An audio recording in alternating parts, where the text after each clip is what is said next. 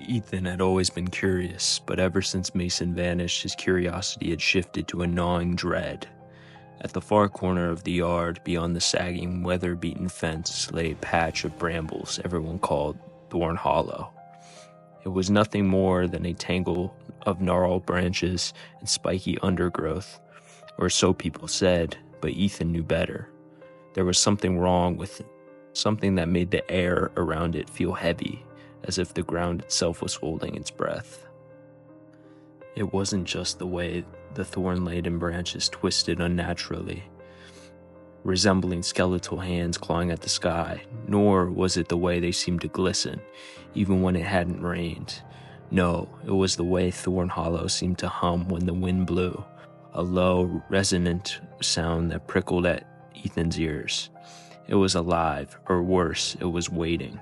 Mason, it was one of those crisp autumn afternoons where the world feels vivid and unreal.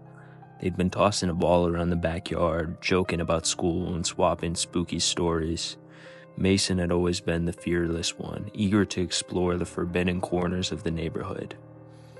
"Bet you're too scared to go near it," Mason had said, nodding toward Thorn Hollow with a sly grin.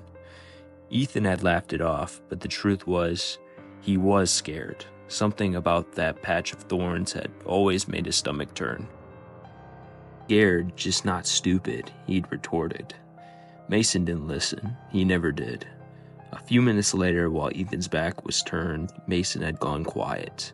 When Ethan turned around, his friend was gone. At first, Ethan thought it was a joke, a prank to mess with him. He called Mason's name, but only the rustle of the branches answered. Then, just as he approached Thorn Hollow, he saw it. Mason's cap lying at the edge of the brambles. The brim was soaked with something dark and sticky. The smell of iron filled the air. The police didn't believe him when he tried to explain. They chalked it up to a runaway case. "Kids disappear sometimes," they said, as if that was supposed to comfort him. But Ethan knew better. Mason hadn't run away. He'd been taken.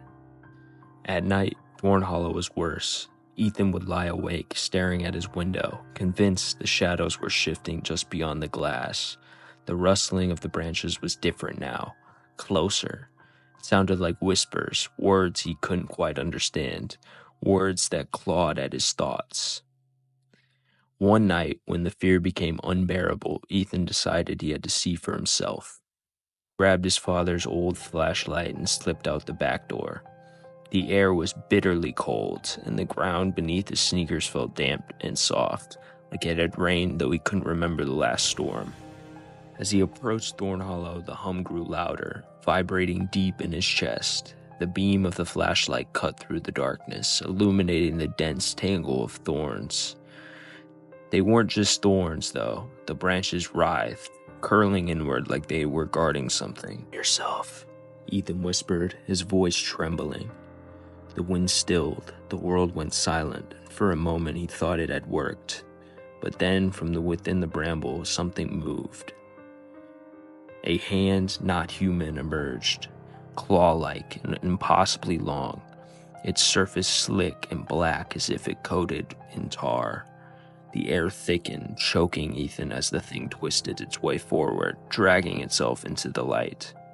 He stumbled back, the flashlight shaking in his grip. He tried to scream, but his voice failed him. The thing in Thorn Hollow had no face, yet he felt its eyes on him. Hungry, hateful. The branches quivered as if alive, reaching for him. Ethan turned and ran, his heart pounding in his ears. The next morning, Thorn Hollow looked the same as ever. Silent, unassuming, and almost ordinary. But Ethan knew what lurked there. He tried to warn his family, his neighbors, and even strangers on the street. No one believed him. Eventually, Ethan's family moved away. He never looked back, but he could never escape the memories. The hum of the wind in the trees, the scrape of branches against his window. Each sound sent him spiraling into the past. Years later, when news reached him of another missing child from his old neighborhood, Ethan didn't need the details. He already knew. Thorn Hollow was still there, still waiting, and it was never going to stop.